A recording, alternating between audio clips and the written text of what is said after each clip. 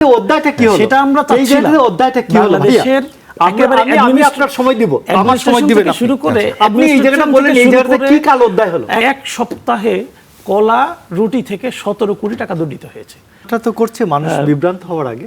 আমি এই ভদ্রলোক গভর্নমেন্টের রেগুলার অফিসার ছিলেন নির্বাচন কমিশনে, নির্বাচন কমিশন 3 ডেপুটি সেক্রেটারি ছিলেন আগে, এবং বেগম খালেদা জিয়ার আইডি কার্ড উঠানোতে আইডি কার্ডে সহযোগিতা করার কারণে তার চাকরি খাওয়া হয়েছিল। বিএনপি তার চাকরিটা ফিরিয়ে দিয়েছে ওই ইয়ার সময়।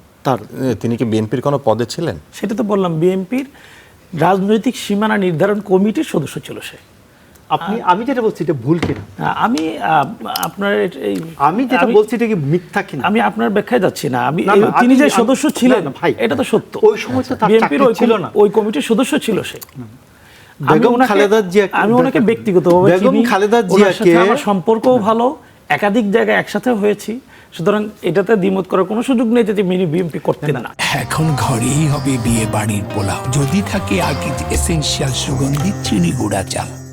বেগম খালেদা জিয়ার আইডি কার্ডে তারা গভর্নমেন্ট চাইছিল অন্য একটা ডেট অফ বার্থ দিতে, ওই লোক এটা করে নাই, সেই কারণে তার চাকরি চলে গেছিল, এবং চাকরি চলে যাওয়ার কারণে তাকে উইথ প্রমোশন তাকে ওই জায়গায় রিপ্লেস করা হয়েছে।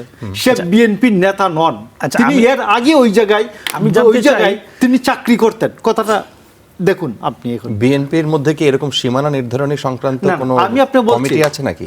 বিএনপির কোনো সীমানা নির্ধারণ নিয়ে সংক্রান্ত কোনো কমিটি নাই। আপনি ধরেন চাকরি নাই যখন, তখন সে বিএনপির সাথে ঘোরাফেরা করছে, আমি এইটুকুন মানলাম।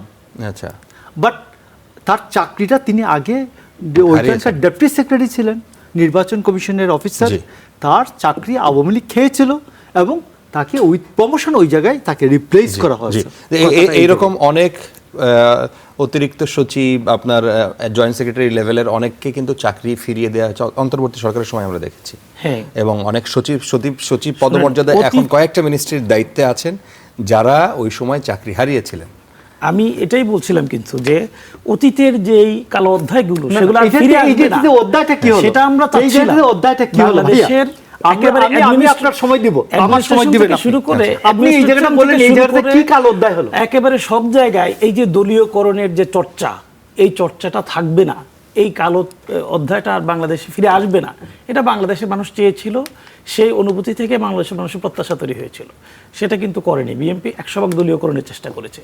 এই যে সিটি কর্পোরেশনের প্রশাসকের কথা বলেছেন, জেলা পরিষদের প্রশাসকের কথা বলেছেন, বিএনপির 31 দফার 6 নম্বরে স্পষ্ট করেই বলা আছে তারা এই ধরনের কোনো ক্ষেত্রে প্রশাসক নিয়োগ দিবেন না, কিন্তু তারা দিয়েছেন।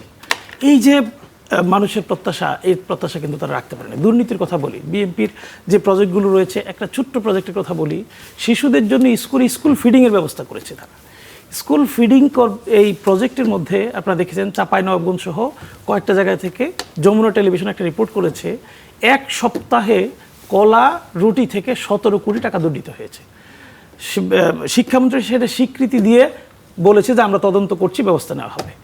তাহলে এখন পর্যন্ত কিন্তু গ্রেফতারও হয়নি। এই যে দুর্নীতির সুযোগ, কত কোটি টাকা? 17 কোটি টাকা কলা রুটি থেকে একটা স্কুলে। হ্যাঁ, একটা স্কুলে না, পুরো প্রজেক্টের কথা বলেছি। স্কুল ফিডিং যে প্রজেক্ট, এই প্রজেক্টের এই তারা নিউজ একটা পরিসংখ্যান দেখিয়েছে, স্কুলে এক সপ্তাহে এই টাকাটা দুর্নীতি হচ্ছে। এই দুর্নীতি বন্ধ হবে। আমরা চেয়েছিলাম এই ধরনের একটা নতুন বাংলাদেশ আমরা ফিরে পাবো, সেটা তো পাইনি। দ্বিতীয়, মানুষের প্রত্যাশার জায়গায় ছিল এইবার 180 দিনের প্রথম কাজ হবে মৌলিক যে পরিবর্তন হওয়া দরকার, গত ঐক্যমত্য কমিশনের সিদ্ধান্তের ভিত্তিতে, গণভোটের রায়ের ভিত্তিতে যে পরিবর্তনটা হওয়া দরকার, সে পরিবর্তন কিন্তু এখন পর্যন্ত হাতই দিইনি। আমি গণভোটের রায় বাস্তবায়নের দিকে নাই গেলাম, এখন পর্যন্ত কিন্তু গুম কমিশনের যেই অধ্যাদেশটা ছিল, যেটা ল্যাপস করা হয়েছিল তখন, সেটা এখন পর্যন্ত বাস্তবায়ন করা হয়েছে।